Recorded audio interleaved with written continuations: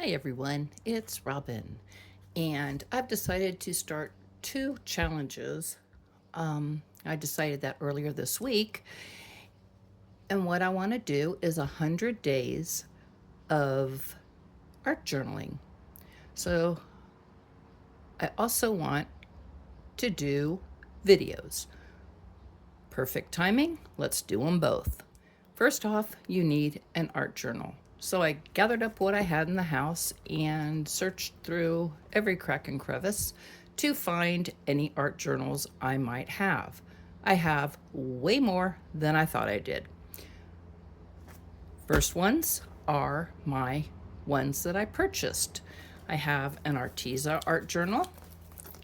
This is a great art journal. It's made by Arteza and it's got some nice heavy paper in it, and I have no complaints. I have pages that are started, so because they have like a little background on them, I can go over them like what I did on this page yesterday. I can also regesso them, do whatever I need to, and there are plenty of pages, and it was a 2-pack, so I had 2. So while I was talking to on my phone yesterday with my son, I decided to take an old Dollar Tree bag that I have bought at Dollar Tree back when things were $1 at Dollar Tree, if anyone remembers that.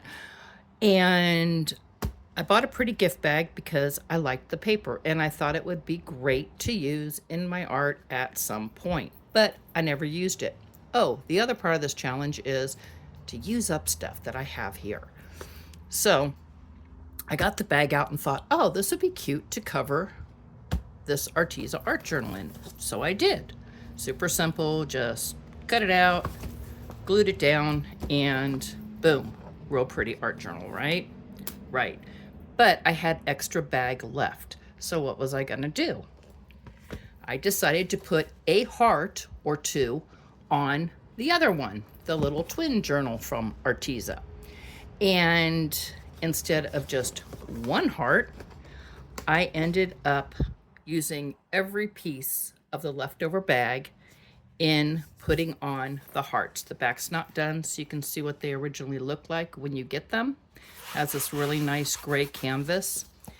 And the front, of course, I covered in all the hearts I could possibly make out of what was left over the bag. After I did, I used up what was left on my ultra fine tip Posca marker and outlined all the hearts so that they would be much more obvious, because once you put all the hearts on top, they just faded into each other. The next purchased art journal I have is actually probably the oldest of the purchased art journals I have. And this one was Adina Wakely Ranger Ink Delusions art journal. It's a lot larger. It's my biggest art journal I have. And I had, of course, this is what they look like when you get them. This is what I did to the front. I never finished the back, which I probably will at some time. And I also keep some of my stickers in here because my art table is covered in stickers, because that's what I do with my stickers. And I have a rollover spot. So anyway, this is this art journal, playing around with color, playing around with different things I was trying to do at the time. A lot of it's kind of cool. I have background, I have messes, I have colors I don't like. I have stuff, but I also have a ton of pages left over to play in. So that's that art journal. The next art journals I have are the ones that I have made myself.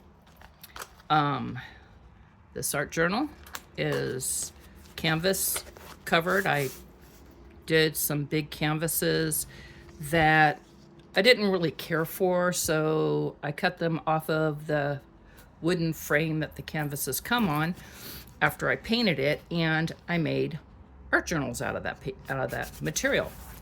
This one says Art Journal to Victorville and Beyond. I was on my way to Victorville back in June to visit my granddaughter and my son and daughter-in-law, and I just did that on the train. And so I started doodling. I was doodling this because I was making some I wanted to make a couple pictures for my granddaughter. And this was the pattern, kind of, sort of, I was using. So this has different stuff in it. Not a whole lot, but I've got some background on here, which will be fun to play on.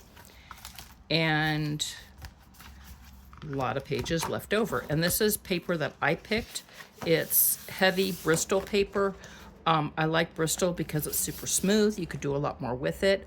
There are a couple pieces of watercolor paper in here, but they're not that great for art journals. However, did not know that when I started making art journals. I have more. This is another art journal I made. Same thing, canvas off of a painting I was doing.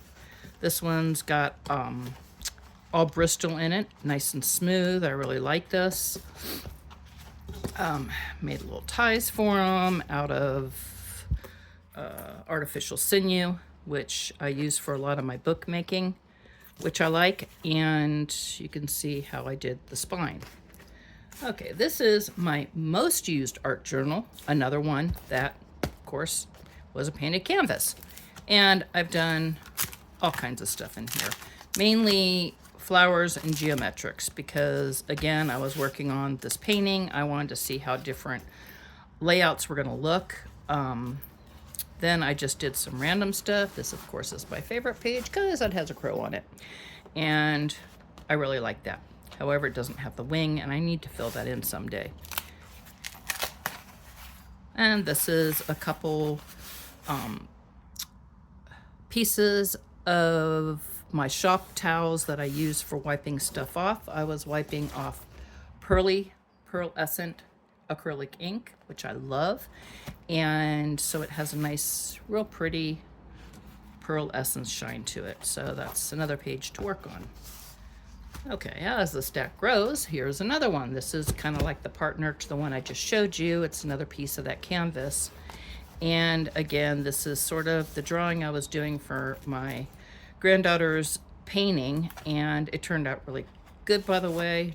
This one just says, create something today that just makes you smile, because that's what we really need to do every day. Doodle art, more crows. Yes, love crows.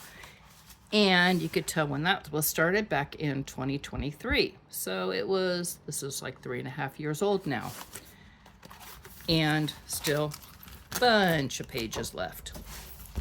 Okay, now, if that wasn't enough, I had this piece of canvas, and I need to find what I did with it.